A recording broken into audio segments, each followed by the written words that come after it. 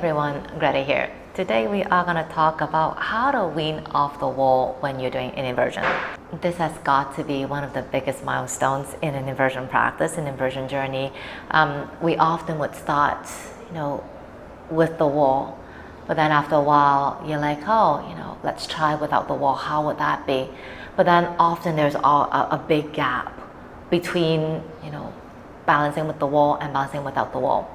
So today I'll be sharing with you one way of how to get away from the wall, and it's not about anything physical, it's more about the mental. So when you are going up into an inversion, how are you getting up? Are you going up using the feet touching the wall and then come out of it? If that is you, then you would need to rethink the entire scenario, the entire practice, because I'll be demoing in a headstand, so just to make things a lot more easier, and my body is a lot shorter, so my feet won't get cropped off. So if you are trying to get into a headstand, let's say, and if you are here, coming into the wall first, and then try to find the balance like that, then you would need to rethink, because every time when your feet hit the wall, you are over. Your balance is off already. So if there's no wall, you will be, flipping over or falling.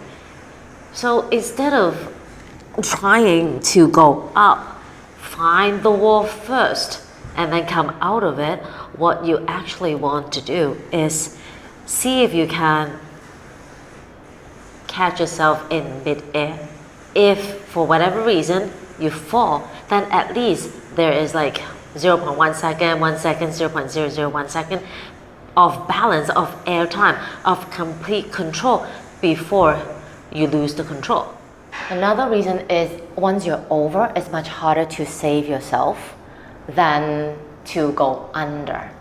Under meaning not able to reach the wall, but still able to balance. Over meaning, you've lost your balance. And the reason is because once your body is, past that balancing point, it takes so much more effort to pull it back into balance place. And quite often, it's always the base that is not strong enough to support everything.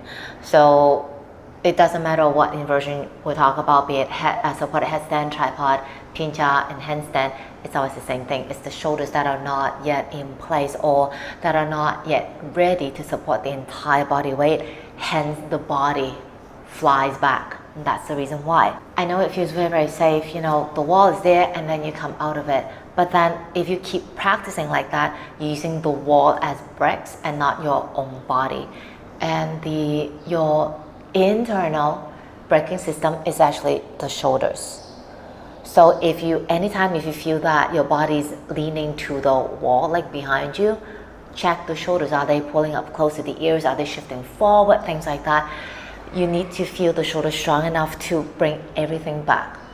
So one way of trying or one way of practicing is just forget the wall. The wall is still there as like a safety net.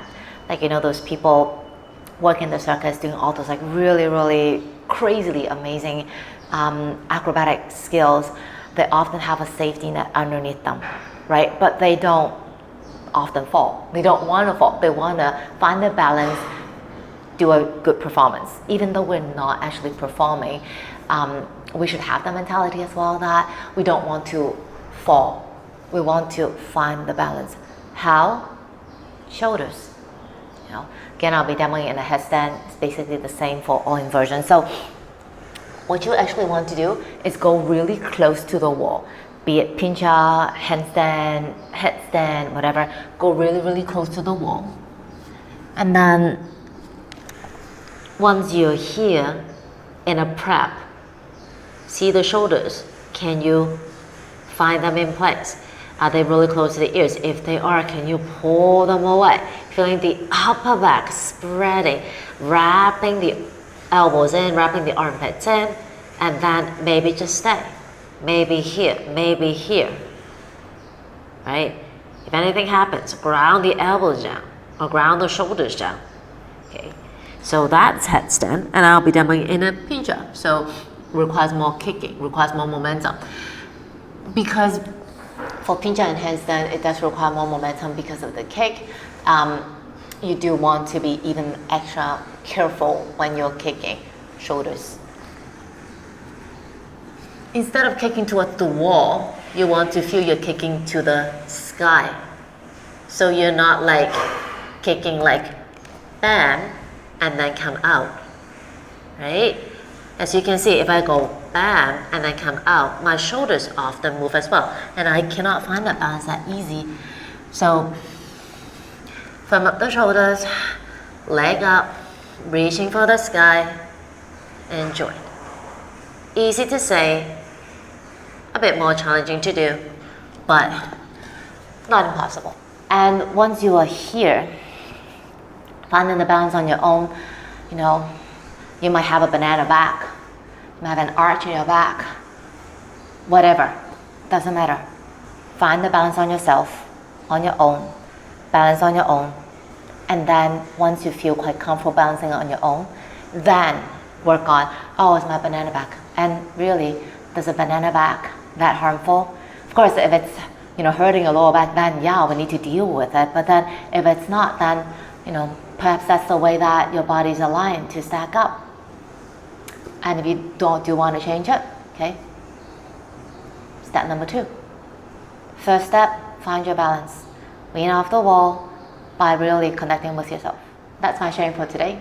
Hope it's helpful. And practice with me. So I have like in-person classes, practice with me online and in person. You can DM me either IG or Facebook, and I'll get back to you ASAP. And also like my video, share it, subscribe to my channel, and I'll see you again soon.